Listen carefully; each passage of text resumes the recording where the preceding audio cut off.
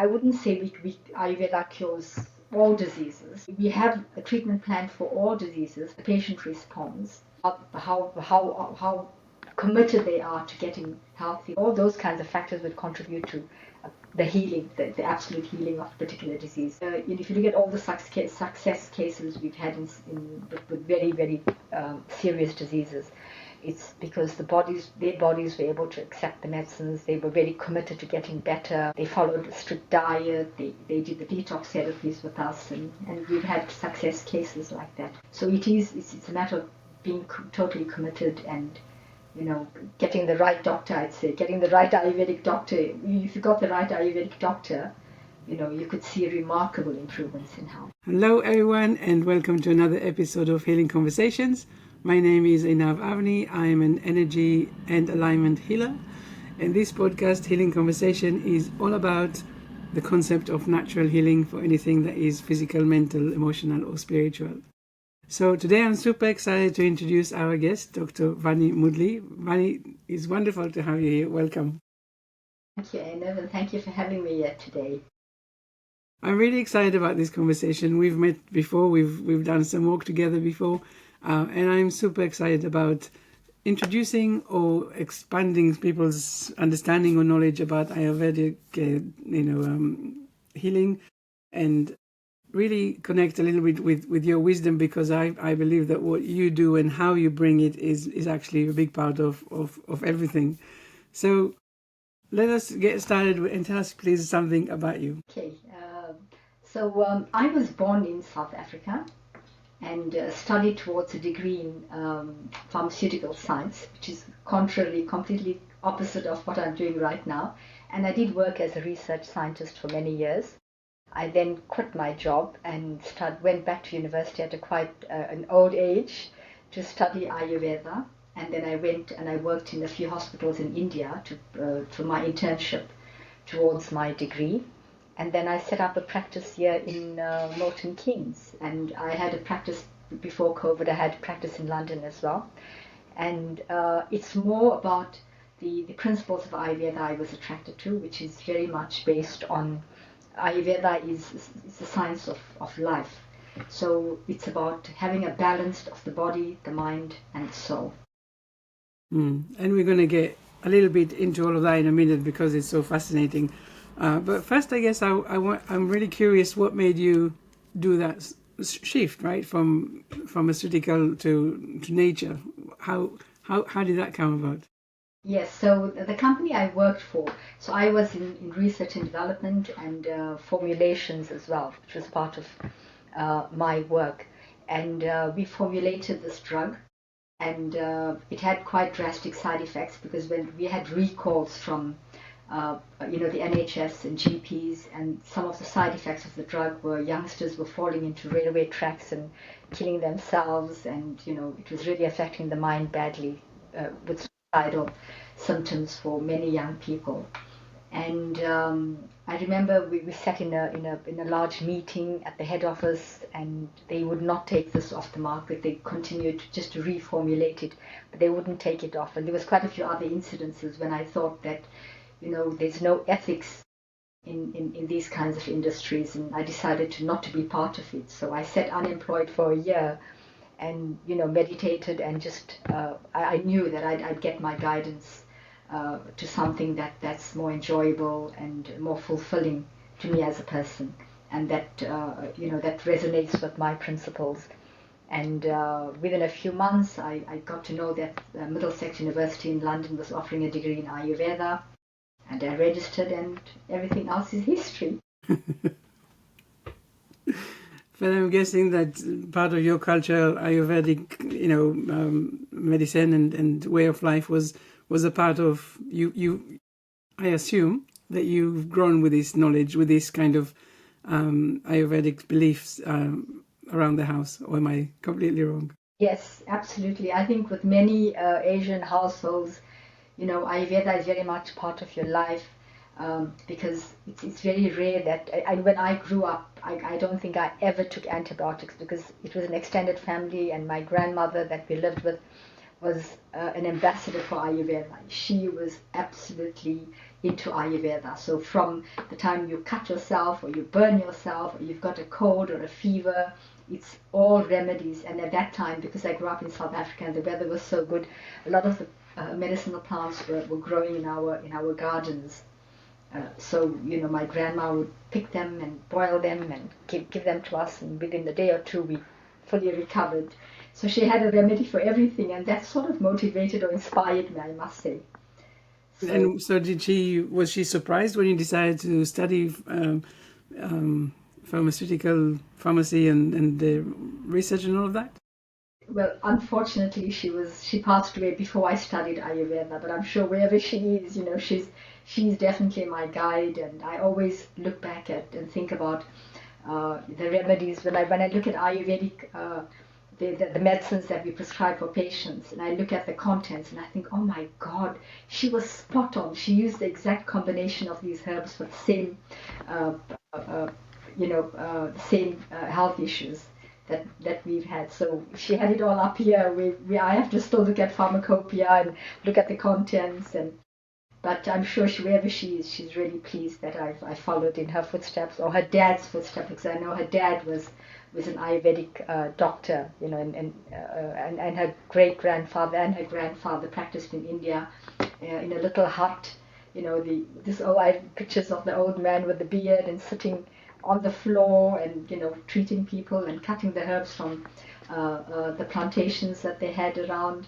So she grew up in that kind of environment, and then obviously she married and moved to South Africa, but I think her legacy still holds very much. And so let's start from the other beginning. What really is Ayurveda? What is it? How do we understand it? So Ayurveda consists of two words: Ayur, which means life, and Veda, which means knowledge or science. So this is the science of life. So it actually is based on the 5 elements, which are space, air, fire, water, and earth. So you look at these 5 elements, they from low density to high density. And we believe that everything, living, non-living, composed of these 5 elements. And this is what makes Ayurveda so unique, because it's everyone, like your fingerprint is unique. Every person's fingerprint is unique. Each person's composition of the 5 elements is also unique. And these 5 elements, they form 3 energies. They operate as 3 energies in your system. So you have the space and the air that will operate as Vata, or the air energy, and that's responsible for movement, me projecting my voice at the moment, digestion, wherever there's movement, nerve conduction, that's all Vata is responsible for all of that. And then you have the fire element with a bit of water that forms Pitta, and that is responsible for eyesight, chemical reactions in the body, a lot of hormonal function. And that is why during menopause, when certain hormones are decreased, you find this fire element going completely off balance, with the hot flushes and things like that. So it's the fire element that's imbalanced. And then you have the water and the earth, the heaviest, that forms the kapha element, and that is responsible for stability in the body. But if it's off balance, it can start things like diabetes or weight gain. So ideally, Ayurveda wants these 3 energies, or these 3 humours or principles, to be balanced in your body. So you should have enough of Vata, Pitta and Kapha, totally balanced in your body. So when we stress or when we eat the wrong foods, these elements can overflow, and that overflow has to manifest as go to the parts, that particular part. So a Vata overflow would go to Vata parts, or Vata organs, which are bones, lungs, nerves, and it's an onset of disease. So similarly with Pitta would go to excess of Pitta, where you're eating very spicy foods or oily foods or sugary foods. That excess would go to Pitta organs and onset disease. And I imagine that, especially with our lifetimes today, it's must be quite challenging for people who are not so aware of all of these elements and the balance. I imagine that it's very easy to get out of balance. Absolutely, because remember, we have we're dealing with environmental factors like we're dealing with pollution, we're dealing with all these radiation from all these devices that we're using. It's radiation all the time. We're dealing with stressful work situations where we're getting stressed, we're being stressed from work. We're dealing with quick foods that have got preservatives. So we are in a really bad state at the moment compared to 50 years ago or 100 years ago where people had a more of a balanced lifestyle. But here we have external factors that tend to affect our health completely, because these doshas go completely, the vata, pitta, and kapha, which we call the doshas, they go completely off balance. And that's why there's such an increase in the occurrence of heart failure, cholesterol, diabetes, blood pressure, all of that we're seeing at the moment. So we know that Ayurvedic wisdom, medicine, is obviously very, very old, right? It's I don't even know how old it is, but is it fair to say that it is able to adjust itself and cater for our current day challenges, or do you find that there's any gaps that it doesn't answer? No, absolutely. Ayurveda is there's no, some of the scrolls where Ayurveda has been written has been carbon dated to 8,000 years ago. So we don't have an actual date when it was when it started, but it's a Veda, so it comes from the holy scriptures, which are from the time of creation. These were created. It's the words of the gods that were written down by sages. So when it was done, and it's very much linked to the time of creation, or the time of when certain sages were living on the earth, which dates back to thousands of years ago. So, but this it can, and that is a good thing about Ayurveda. It can be adapted to modern living, absolutely, because what Ayurveda is looking at the root cause of imbalances. Where is the imbalance coming from? So whereas Western medicine is looking at your symptoms and trying to treat your symptoms, where Ayurveda is looking at the root cause. And because Ayurveda is preventative and curative, so that is what makes Ayurveda so special, because a perfectly healthy person could come to me and say, right, I want to remain healthy, what can you do for me? So we look at their particular constitution and say, right, because you may be predominantly a vata, if you are going to eat foods that are vata dominant, like chickpeas or red kidney beans or sour foods, all of that, you are prone to vata diseases. So you are more prone to arthritis or nerve, Parkinson's, Alzheimer's, things like that. So we say to them, in order to prevent those kinds of diseases, you'll give them a special diet, which would be what you eat for breakfast, what you eat for lunch, what you eat for dinner. We give you specific breathing to do, because breathing oxygenates the system, and oxygen is a healer. And then we give you a particular yoga, because yoga is our assisted science. And unfortunately, yoga is more popular than Ayurveda, where it's part of Ayurveda. So we give you yoga asanas very specific to your constitution. And then we'd also, we'd fit in lots of recipes for you, and you look at it. So it's more about diet, lifestyle kind of changes that you can make in order to prevent disease. I really like what you're saying about Ayurveda looking at the root cause and not the symptoms, because of course, for me, believing in natural healing, I'm not really so interested in the symptoms. I'm really interested in the root cause, and for me it's more about the emotional root cause. But actually what you were saying is that there is science to the body, there is a science to our constitution, and actually it's very, I guess, easy for you to see where is the problem and how it all fits together. So it's it really is a 1 + 1 = 2 for in your case, and we just need to really come to you and find out what is our initial makeup, and then what is it that we're doing at the moment.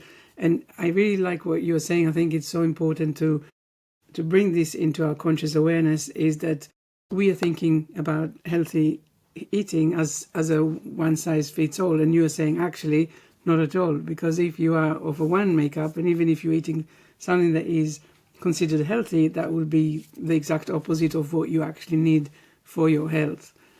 So for me, really important to bring that up and make sure that people are aware of that. Yes, absolutely. I'll give you an example that veganism, in the last few years has really taken the world by storm. So I get a lot of people that have become vegan. So they've included a lot of tofu and chickpeas in their diets, but this does not suit Vata people. So I was getting, for the past few years, getting a lot of patients coming in who have turned vegan and have got bloatedness and have got gut issues because those chickpeas and things and the beans are not suited for their constitution. So it's just a matter of changing the diet or introducing some herbs that will prevent the gas or the bloatedness or the pain that they experience when they consume these foods. Similarly, with people that are dieting, they want to eat a high protein meal. And you find that some of them have got a Vata constitution with maybe Kapha, and they're eating these lean foods that are high protein, but it just doesn't suit the gut. So, Ayurveda can explain why. Those are the kinds of things. And the other thing is that the diagnostic tools that Ayurveda uses is absolutely remarkable, because when you come to us, we use your pulse to determine how much of Vata, how much Pitta, how much of Kapha. So your actual constitution based on your doshas is determined by the pulse. And from the pulse, we can also detect certain diseases that are present or certain diseases that you are prone to. So we pick up a lot of information from the pulse, because remember, each frequency or each beat of the pulse that we pick up with these 3 fingers can tell a whole story about what's happening in the human body. And this pulse analysis dates back thousands and thousands of years ago. Okay? And I'm always so curious about, Yes, absolutely. the pulse reading,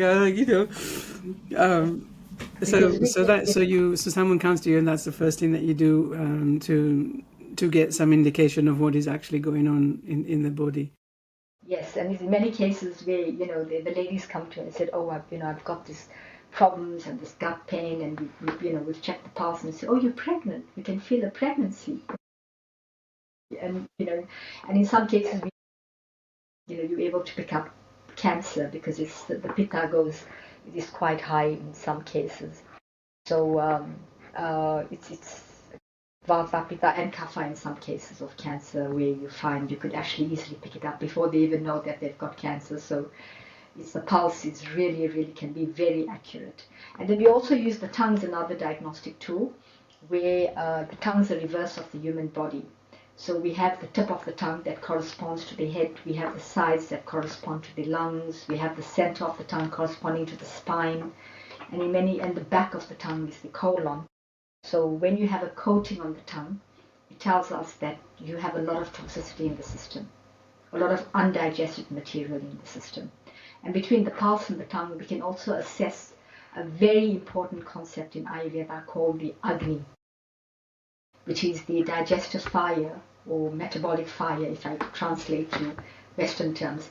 And a high Agni is synonymous with fantastic health, with good brain function, because remember, the gut and the brain are connected very strongly. And we have 96% of the gut bacteria that are responsible for releasing endorphins in the brain.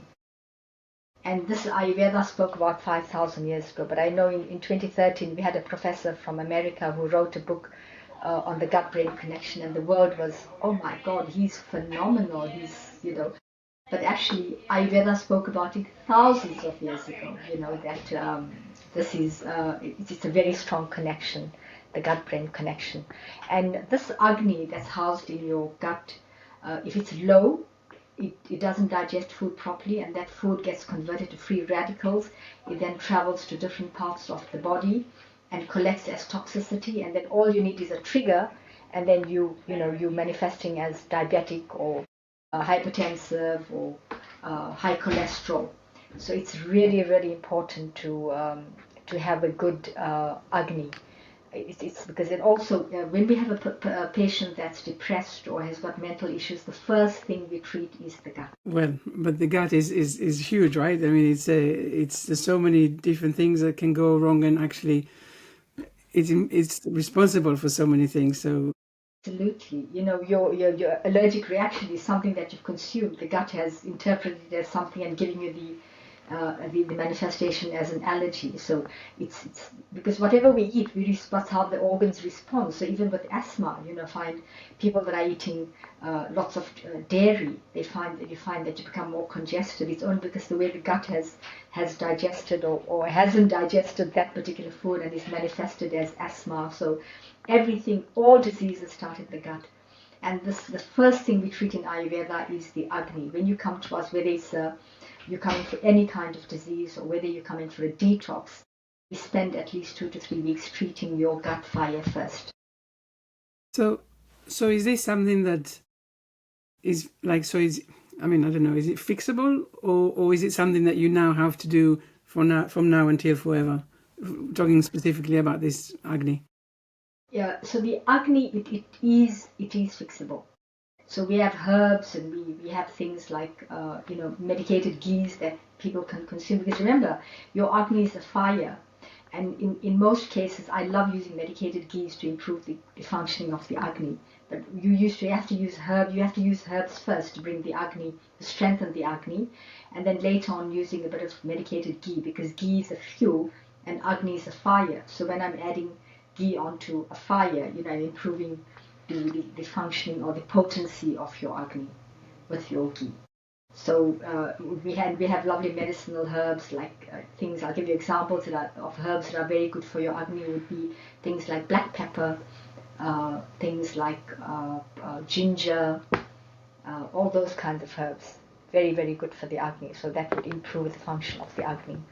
And that's why we find people that say, "Oh no, I don't like the taste of Ayurvedic herbs." Say, okay, just have enough pepper over your foods, and even turmeric is excellent for the Agni. So it depends. Like I said, the way you take turmeric will depend on whether you Vata, Pitta, or Kapha. Do I need to have a degree before I understand how to use Ayurveda in my day-to-day life? No, I think you just see a practitioner and they write it all down for you. You probably go home with a good plan on how to prepare your foods and what herbs are good for you and how to prevent disease and how to remain healthy. So it's really important to, and there's a lot of information online, I think, as well. But you can never, it's the best thing is going to a practitioner, having your pulse read, because that is the key to everything, where we pick up lots of information from your pulse. Yeah, no, I get that, but yes.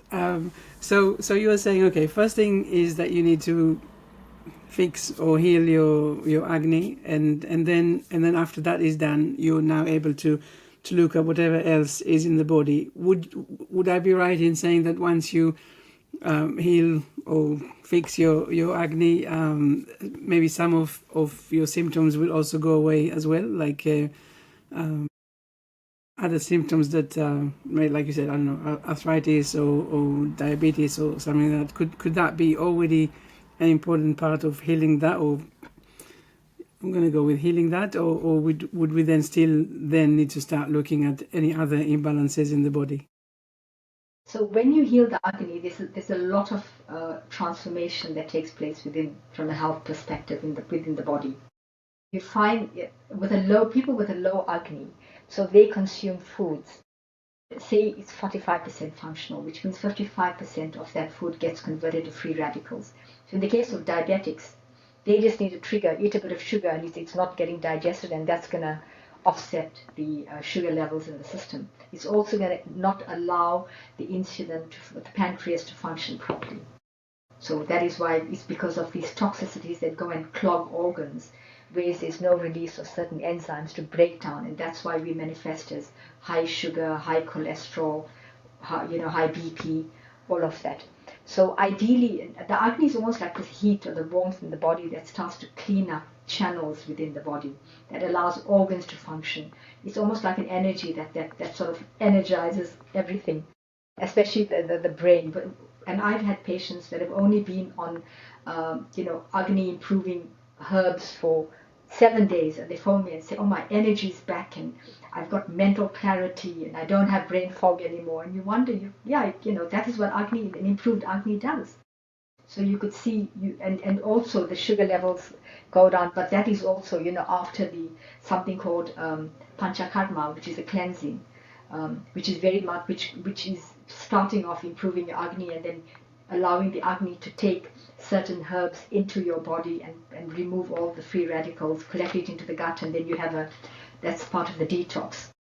So between this process, a week or two of igniting your Agni, and then later on just starting the detox procedures between that month or that you be treating patients, there's a remarkable improvement in natural insulin production within the body, where we actually decreasing the intake of with the GP's permission, of course, where they start decreasing the intakes of metformin and things like that. Because you find the GP finds that the levels are quite consistent now, the sugar readings are quite consistent, and the GP makes a decision on whether they should remain on metformin or reduce the dosage. So we're getting some really good results. Mm.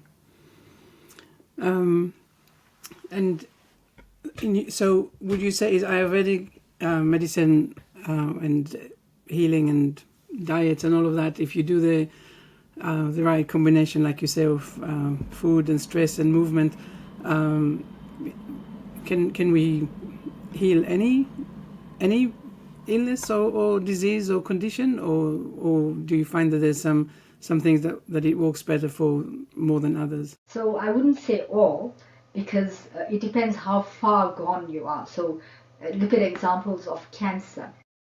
We always get patients coming to us when it's far gone. It's really like the last resort. Whereas if we get cancer patients coming to us right in the beginning, we could have a remarkable improvement in their health. So I wouldn't say Ayurveda cures all diseases.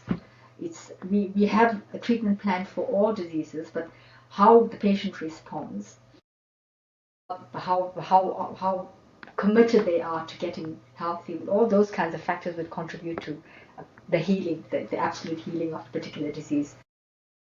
If you look at all the success cases we've had with very, very serious diseases, it's because their bodies were able to accept the medicines. They were very committed to getting better. They followed a strict diet. They did the detox therapies with us, and we've had success cases like that. So it's a matter of being totally committed and getting the right doctor. I'd say getting the right Ayurvedic doctor. If you got the right Ayurvedic doctor, you could see remarkable improvements in health. And so, say someone comes to you for IBS, for example, or so you start off with healing the Agni, which I imagine that in IBS case will be, quite an improvement anyway in that condition. And then you say, okay, but still after that, there's all these imbalances in the body. So here's the eating plan and treatment plan and all of that. And then say 5 months later, what's then? If the IBS is healed, is it likely to come back, or is it, or is that it basically? That we've had many cases where that's it, completely cured with IBS, because once the Agni is activated and the Agni is improved. When I talk Agni, I am talking gut pH, and because of gut pH, you find enzymes are dependent on the gut pH, and also the fauna and flora within the gut is also dependent on gut pH.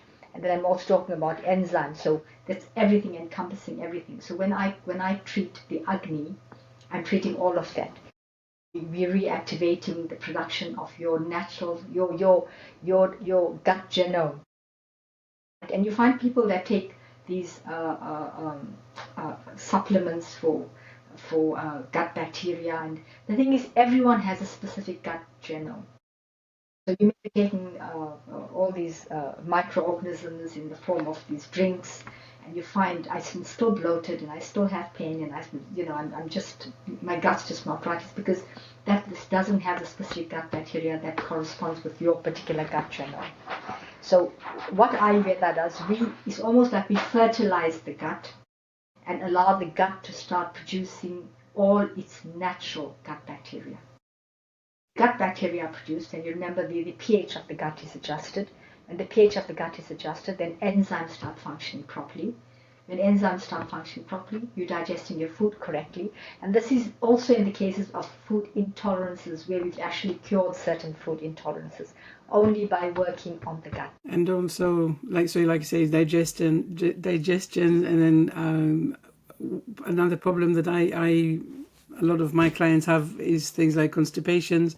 All of that will be sorted. Will it always be sorted, or is that actually? Because I know some people have chronic constipation, for example. Would there be like the next thing after healing the gut or the agni? Is that will there still be other things that needs to be done for that? Yes, for chronic constipation, so you're looking at the pancha karma that I spoke about. So pancha means 5 and karma means actions. So these are 5 cleansing actions, and these are cleansing, we're looking at a cellular level. So it's not just, oh, I'm cleaning the gut, or it's things that have been designed. It's 5 therapies that have been designed in order to clean every organ in your body. So the first one is the vomiting therapy, which is not allowed in this country. I think it's banned in this country. Really?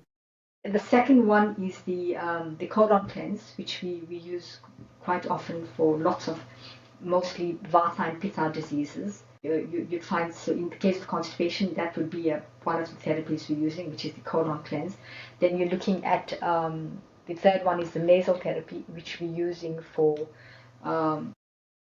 at the moment we use for things like everything from the shoulders up. So spondylitis, we're using it for cataracts, we're using it for acne, we're using it for memory loss, hair loss. We're using it. It actually shrunk a benign brain tumor, a patient's brain tumor, from 6 centimeters to 2 centimeters in about 8 weeks.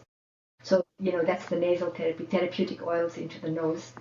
Then the fourth therapy is the enemas, which is one of the therapies that we'd use in the case of constipation, where you'd have to conduct these at least for a few days every month, where you'd be administered enemas. The last one is the leech therapy, or rakta mokshana as we call it, where we use leeches, or in some cases, we just it's bloodletting. So it's not. I don't commonly use that as well, but in India you find it's a common practice used for eczema and psoriasis and things like that. Really? So those are the 5 therapies. So like I said, in the case of constipation, we take time to improve the agni, because that's also it's based on your agni. So we take time to improve the agni, and then we'd probably go into a detox therapy, and then we'd probably look at enemas after that. So at the end of about 3 or 4 months, the patient should be cured. So that means really that they could go back to having what? I mean, will they have to constantly do the Ayurvedic diet? Or, I mean, I guess people would want to go into the previous way of life, which of course I understand was probably part of the problem in the first place. But what would that look moving forward?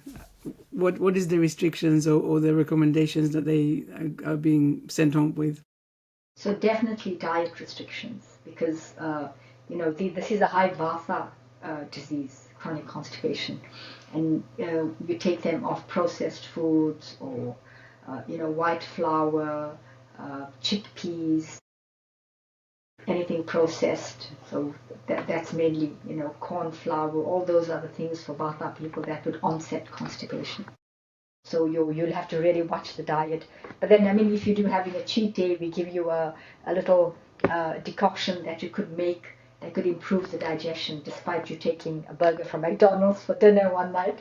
We'd say, right, have this decoction, so it'll help with the digestion, and it won't impact you or lead to constipation again.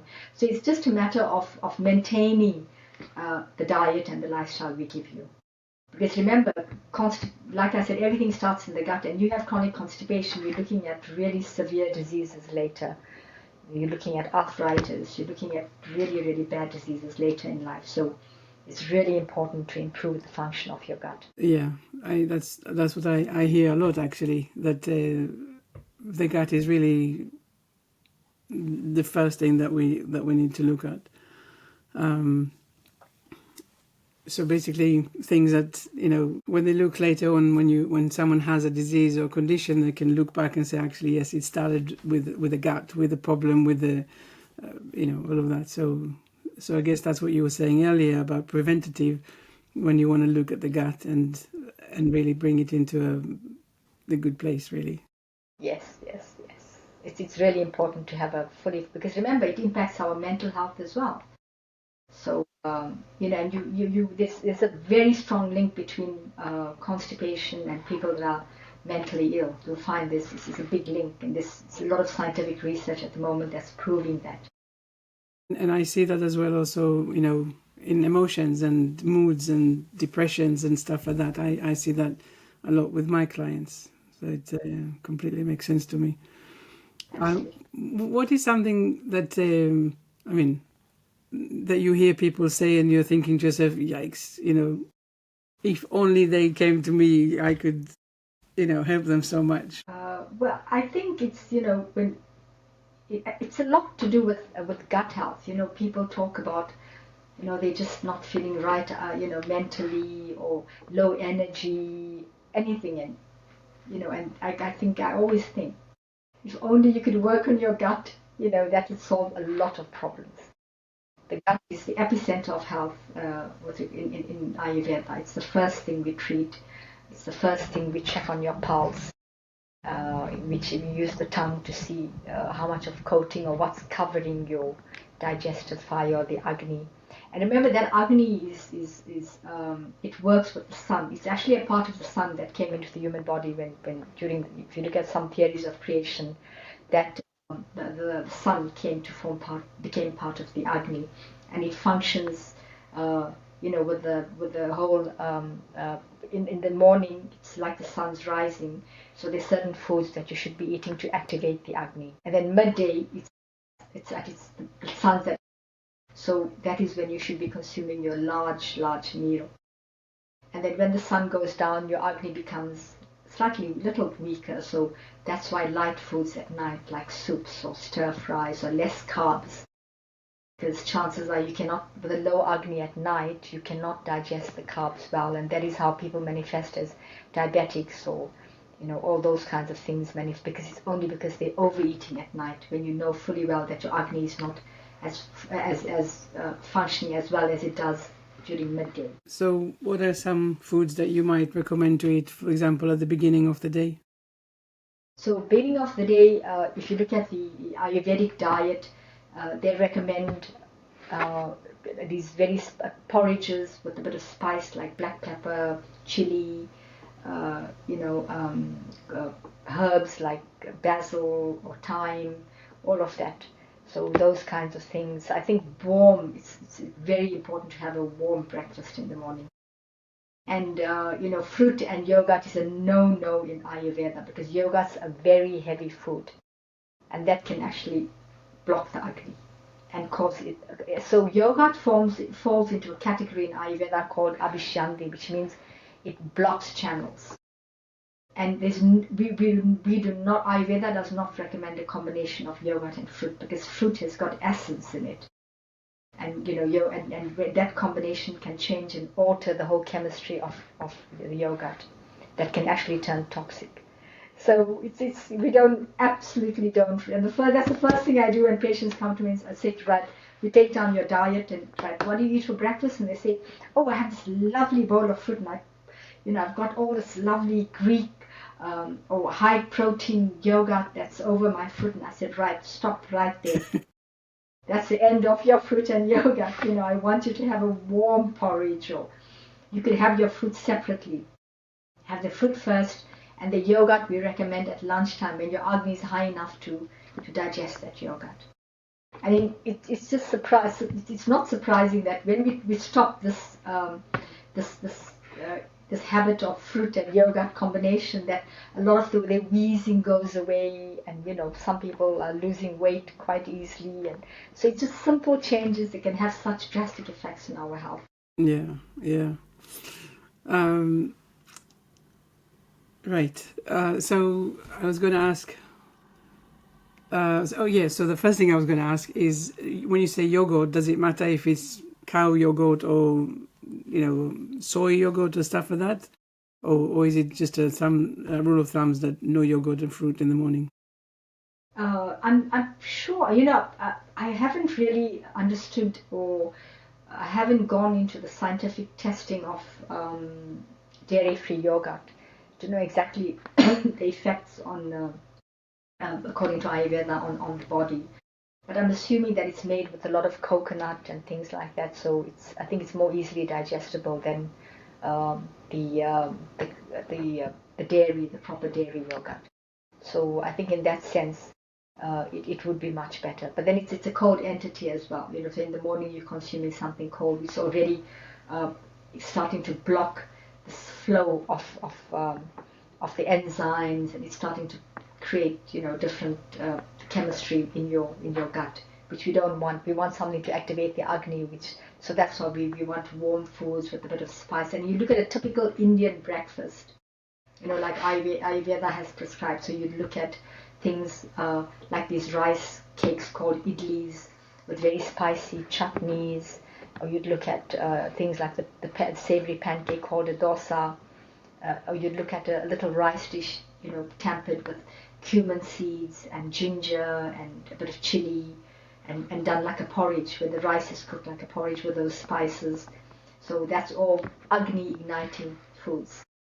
So if you follow Ayurvedic diet, is it mostly like Indian diet, basically, or is there some other things that we would have that is not necessarily an Indian diet? Well, I eat a mixture, I must say. It's not typically Indian. If you look at the vegetables that we get here, so the beetroots, and you look at the red cabbage, all those are lovely vegetables. But it's just the way you prepare it also. Mm-hmm. You must prepare it. So I use a lot if I'm doing an English meal. It's a lot of black pepper in there, because I want to ignite my Agni, and I want my Agni to digest those foods. And if I do pancakes, I do them with the moong bean, rather than white flour. So the yellow moong bean, soak that for a few hours, and then I grind it up into a batter, and I use that. And you could add jaggery. So instead of sugar, I use jaggery, which is unrefined sugar. And fresh coconut you could use in there.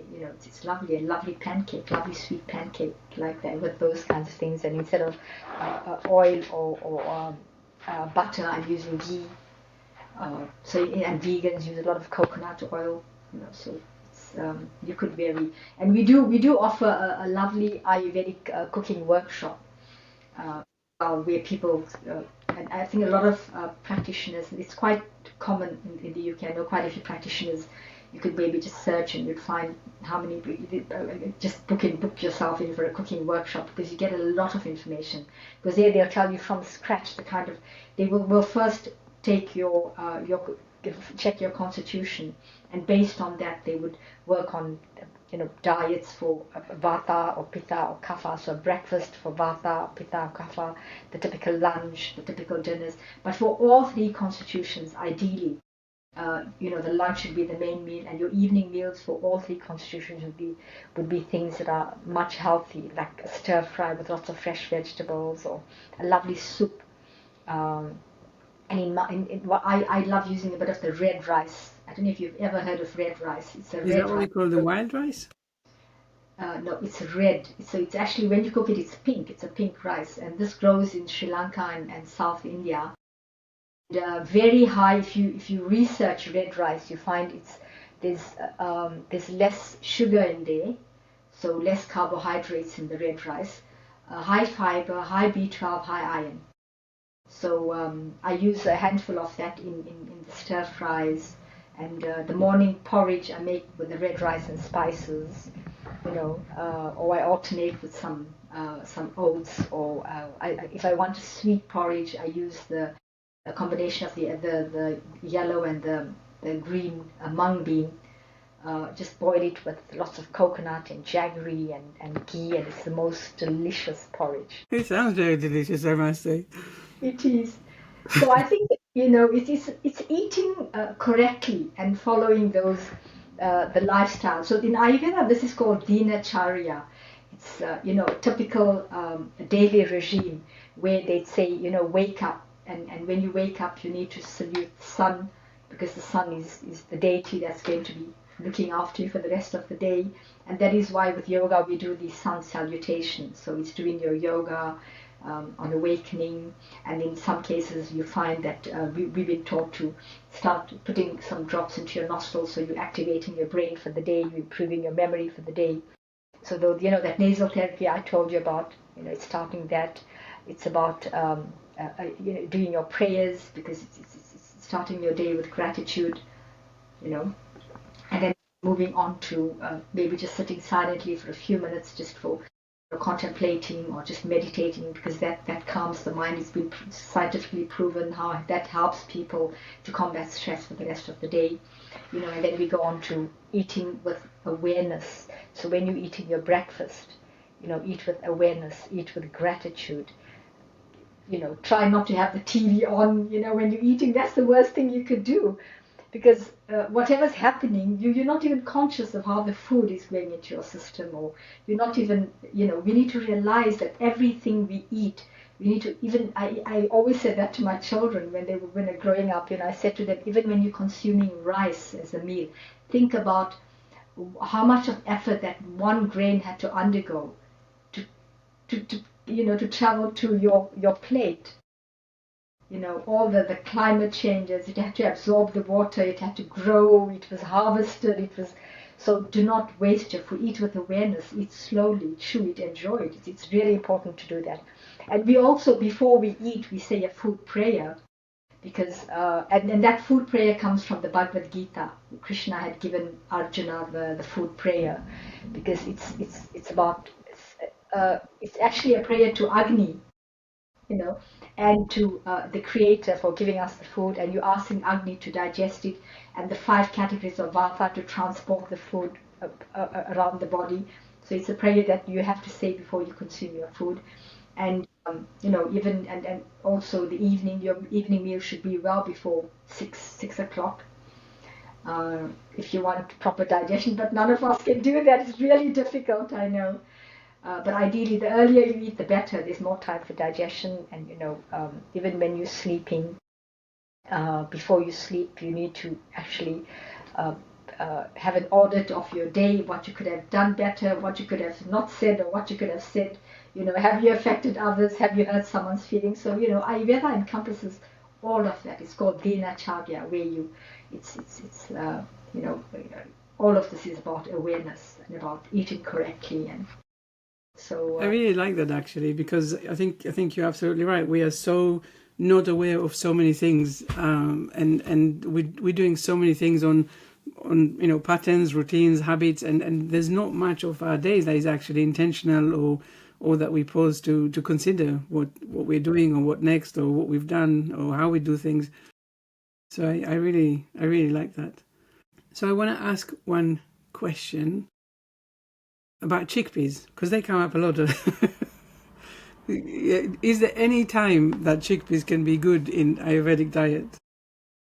Yes, I think with Pitta people, Pitta constitution, the fiery people, they should be okay with digesting chickpeas, because they'd be able to digest it and no gas or anything.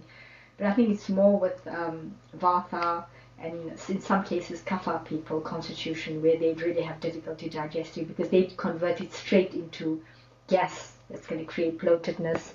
And with some cases of Vata people that are prone to constipation, they would find they're more constipated when they consume chickpeas. So if you have Pitta constitution, then I think you're fine. You could digest everything, because your Agni is really functioning at a really good level. And are there more is it? I mean, maybe I've just invented it, but do you see more people of one type of dosha, or is it really anyone can be anything really? I see a mixture of vata, pitta, kapha. So, but I must say recently it's been a lot of vata constitution coming in because those diseases are more severe. And it's really because I've had a few, I think for the past few months, I've had about 5 patients come to me and said they've had every test done. They've got these pains on the chest, and they got the bloatedness, and they got pains on the body, and they've done every scan, and they've went privately, and they spent so much of money, and there's just nothing that's been detected. And when we check the pulse, the vata is just absolutely crazy. And vata cannot be quantified. It cannot be measured in the laboratory, or it cannot be measured by any instrument. It's an energy within the body. And when you check the pulse, you can even, so there's 5 categories of vata also, 5 categories of pitta and 5 categories of kapha. Interestingly enough, when we check people that have had all these, where the NHS says absolutely nothing wrong with you, we're going to discharge you now because we've run every test, we've done scans, and there's nothing. And then we find all 5 categories of vata are crazy. We find that they're getting these lightheadedness because Udara vata moving up is going crazy. They constipated because Apana vata that goes down is quite blocked. You find palpitations for Vyana vata, and you find all the vata related to the stomach, Samana vata, where there's bloatedness. So all these symptoms we tick that they have, and it's all 5 categories of vata that are crazy. And then we go on to start treating the Agni, and then eventually vata, and they're perfectly well within 5-6 weeks. So you said something, and I was thinking, I know someone that I have a question that I want to pass on. So there's a condition that a lot of people actually have, which is called mania, which is where people have a lot of they get very dizzy, and they can't even, maybe they have to lie down, and it's an actual attack. So if you have mania, it's something to do with the ear, with an imbalance of some sort. You feel really dizzy, you have to lie down. It can be hours before you get back to yourself. Would that be an imbalance of vata, or I mean, I know I kind of just throw it on you, but yes, it's absolutely. This is it's a vata condition, and in some cases you have pitta interfering as well. But in most cases, I'd say 90% of cases, it's a vata disorder. So then when that starts to come down, and if they have just a one-off, that would very much be depending on maybe something that they've eaten or something like that. You can see the correlation. Yeah, so it would be definitely the factors that affect vata. So they these episodes would increase if they've had vata provoking foods. Secondly, if they've been exposed to a lot of stress or something that's going to onset vata.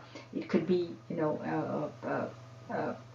environmental factors that I mentioned earlier. So, but in most cases, it can be just food that is just being consumed. What, for example, is vata, encouraging foods? So that number 1 is chickpeas is top of the list. Right. So it would be also things with corn, white flour, in some cases lemon, and in also any dry foods, things like crisps. Crisps are really bad. They get vata imbalances. Salt? White potato. And what about salt? Depends. If you're going to consume extra salt, that's going to affect, and that is why blood pressure goes up, because that is also a form of vata, the blood pressure going up because of the salt content. So I think everything in moderation is so important. And knowing exactly which are the vata provoking foods. Yeah, this is fascinating. And I think, every time after I finish speaking with you, I always come to the same conclusion that people should always get in touch with you, and of course with other Ayurvedic practitioners to really find out the root cause, and find out what it is that their body is crying for, because we are so we are not aware, right? In a normal way of life, if you're not in this way inclined, you have no idea that what you're actually doing to your body. Absolutely, absolutely. Because the thing is, you want. I say to people, especially people that are turning 50 and 60, because you want to be enjoying your old age. You've worked so hard all your life, and I'm seeing quite a bit of that in the clinic now, where people have slogged all their lives. They've accumulated a lovely, a good lot of wealth to enjoy their old age, and then they can't, because they're riddled with arthritis, or they started Parkinson's. And I think if only you could, look at eating according to your constitution, following, a good diet, a healthy lifestyle, cleansing the body regularly. Because remember, like your car goes for an MOT, you need to do the same for your body. Your body needs an MOT, and that's in the form of the panchakarma that I mentioned. You need to be cleaning your colon with the gut. You need to be improving the agni. You need to be nourishing your brain with those lovely oils I was speaking about. Enemas for Vata people, all of that. Because remember, enemas go right to your bone marrow. So it's so important to be treating all of that and looking after yourself. So you age gracefully and you age disease-free. That is what we should aspire for. Absolutely.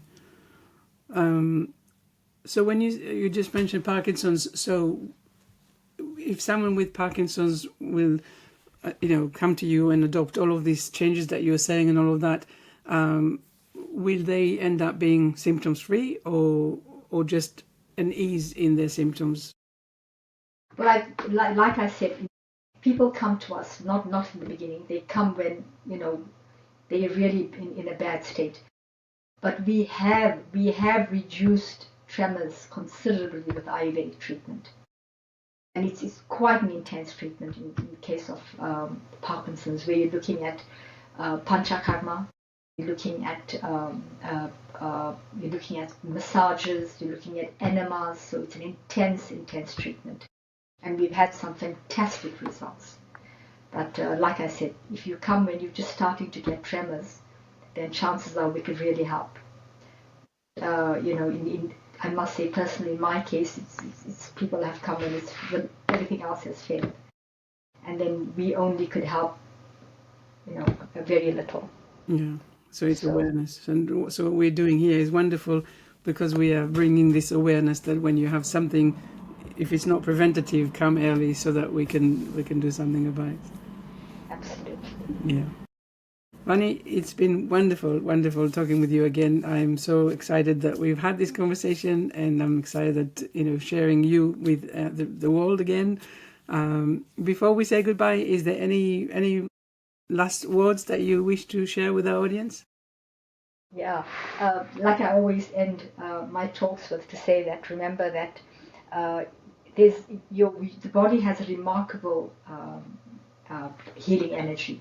We have a potential to heal ourselves, and all Ayurveda is doing is we're tapping into that healing potential through nature, because nature has its own healing potential as well. So all we're doing is we're using nature to tap into your healing potential. I love it. Amazing. Well, thank you so much, Vani, for being here and for sharing all of this with us. And really, anyone watching or listening, I of course encourage you to either get in touch with Vani or find your local practitioner, but really take this into consideration, because if you're suffering from anything other than knowing that you can probably heal yourself naturally, maybe depending on the stage in which you came up to this understanding, yes, find someone earlier rather than later. So thank you everyone for watching and listening. Vani's information is all going to be in the show notes, and any questions, please let us know. Thank you so much. Thank you, Anu. Thank you.